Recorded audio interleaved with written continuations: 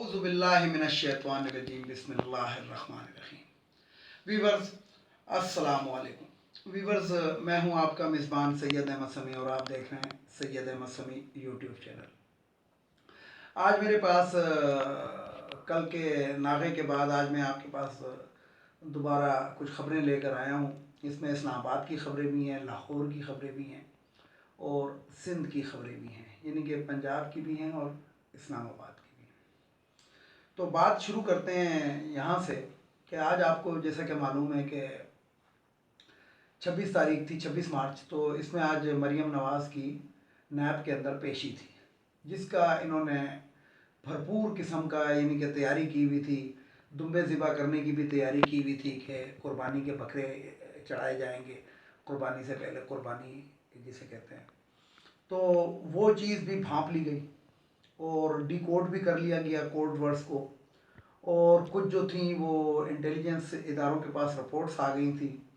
उसके अलावा कोरोना की जो लहर है इस टाइम पाकिस्तान के अंदर, ये बहुत ही ख़तरनाक तरीन लहर है। इन तमाम चीज़ों को देखते हुए नैब ने साइलेंट आवर के अंदर यानी कि रात गए एक फ़ैसला किया और फैसले के मुताबिक उन्होंने मरीम नवाज़ साहिबा का, क्योंकि वो तो पहले भी बेल ले चुकी थी, तो एक इक़दाम उठाया और मरियम को जो नोटिस था वो वापस ले लिया और ये तमाम जो तैयारियां थी वो धरी की धरी रह गई। इसके अंदर ठीक ठाक किस्म का नुकसान हुआ पीडीएम का, और हुकूमती इदारों को भी हुआ। ज़ाहिर बात है कि लॉ इन्फोर्समेंट को हरकत अगर दी है तो ख़र्चा तो आता ही है, लेकिन इसके अंदर जो सियासी नुकसान हुआ है वो पीडीएम को ऐसा हुआ कि जिसे कहते हैं कि मौलाना फजलुर रहमान भी अभी जिसे कहते हैं कि छुपते फिर रहे हैं।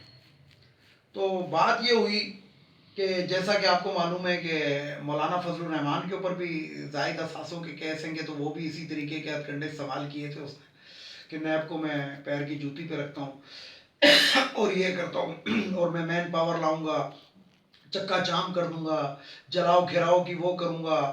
तो इसीलिए नैब ने जिसे कहते हैं कि लेकिन उसके साथ नैब ने अपने एक जो प्रेस रिलीज़ है उसके अंदर एक लफ्ज़ भी इस्तेमाल किया।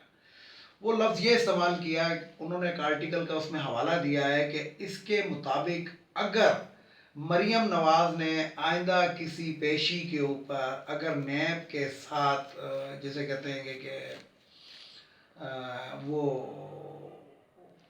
सही तरीके से जवाबात ना दिए या जिसे कहते हैं कि ताउन नहीं किया, तो इसके ऊपर डायरेक्ट 10 साल की कैद की सज़ा हो सकती है। तो ये एक प्रेस रिलीज़ के अंदर एक छोटा सा झटका भी दिया गया। लेकिन बहरहाल आवाम की नज़रों के अंदर ये नैब ने जिसे कहते हैं, और लॉ इन्फोर्समेंट एजेंसीज़ की बात मैं नहीं करूँगा, सूबाई हुकूमत की, बुज़दार साहब की हुकूमत की बात करूँगा कि इन्होंने जो बैक मारा है ये अच्छा कदम नहीं है, क्योंकि लाहौर हाई कोर्ट ने कोर्ट गेंद जो थी वो इनके कोर्ट में फेंक दी थी कि जनाब ये आपका काम है लॉ को, इसको कानून को कंट्रोल करना और अमन व अमान की सूरत हाल बरकरार रखना। तो जहाँ पे इमरान खान की हुकूमत को इनके काफ़ी वज़रा वगैरह नुकसान पहुँचा रहे हैं, उसमें बुज़दार साहब का तो बहुत ही ज़्यादा अमल दखल शामिल है, जैसे कि आप लोगों को मालूम है।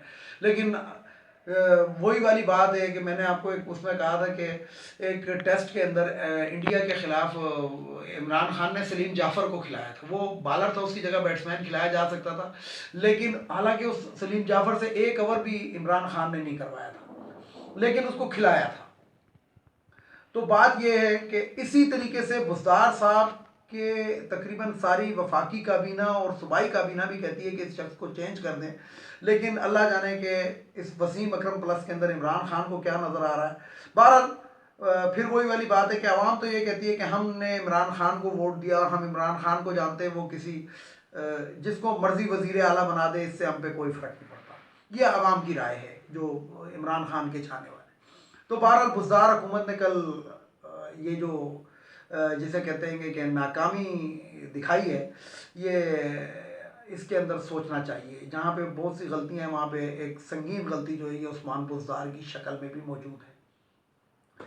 तो बात करते हैं कि बहरहाल हम उस चीज़ की कि मैंने आपको कहा इस्लामाबाद से भी मेरे पास ख़बरें हैं। तो मैंने एक अपनी वीडियो के अंदर कहा था कि पीपल्स पार्टी बहुत अच्छा खेलती है, और मैं इस चीज़ पे आज भी कायम हूँ कि पीपल्स पार्टी फिर एक गेम खेल गई। गेम क्या खेल गई कि दरअसल ये जो मरियम की कल पेशी मुलतवी हुई है, इसके पस पर्दा बहुत से किरदार हैं और बहुत सी बातें हैं, और वो आसिफ अली जरदारी तक वो बातें पहुंच गई। वो बातें क्या पहुंच गई, उन्होंने कहा कि जनाब आप जो हैं ये इस चक्कर के अंदर हैं, और ये नून लीग जो है या आपको दिखा रही है कि आप इस्टब्लिशमेंट के साथ डील कर चुके हैं, लेकिन दरपर्दा इनकी डीलें मौजूद हैं और ये कर रहे हैं क्योंकि इसके अंदर ये सुबैर की तरह के लोग मौजूद हैं नून लीग के अंदर के जो साबका फौजियों के बेटे हैं, और बहरहाल ये अपना ज़रा सा असर वसूख रखते हैं, और ये इस किस्म की कोई वो करके तो पतली गली से मरियम साहिबा निकल जाएंगी और आप लोग फंस जाएंगे।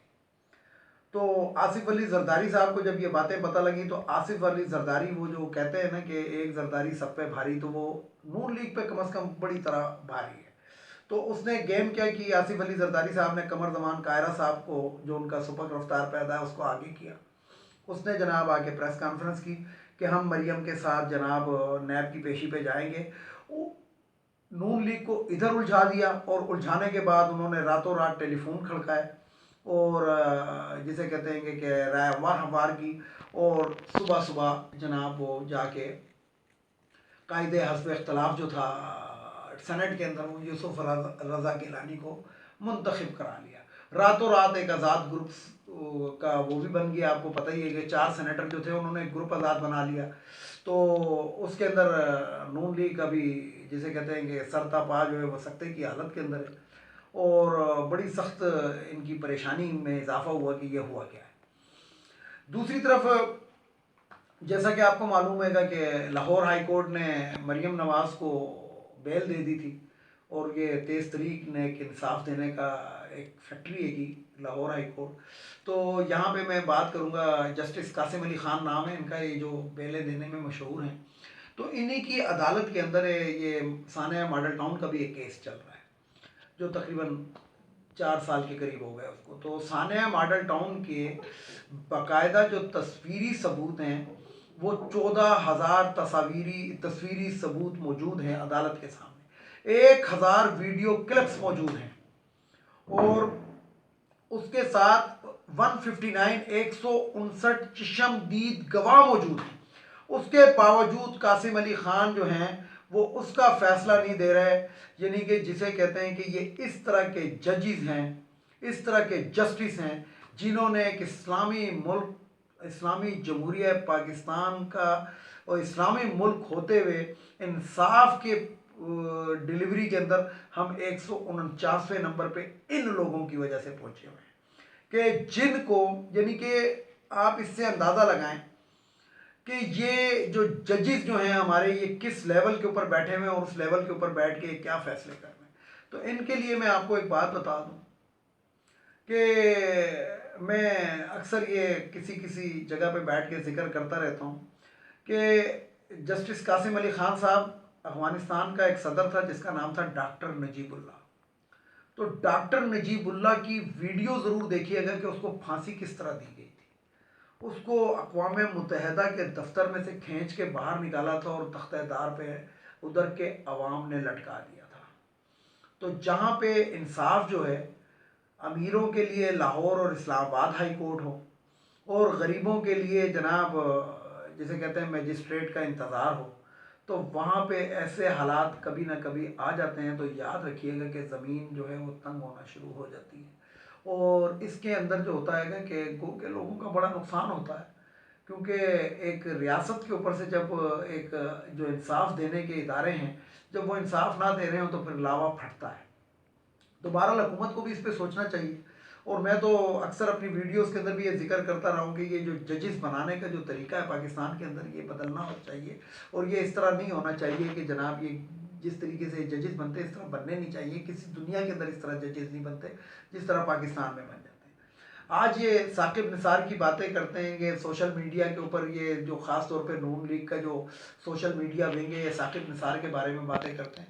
तो बात ये है कि जो पाकिस्तान के अंदर जो भी शख्स ईमानदार है, अगर वो 10% भी ईमानदार है तो वो 90% बेईमानों को वो कबूल नहीं होता, बेशक वो 10% ईमानदार होता है, लेकिन वो 90% बेईमानों को वो शख्स कबूल इसलिए नहीं होता कि वो ईमानदार है।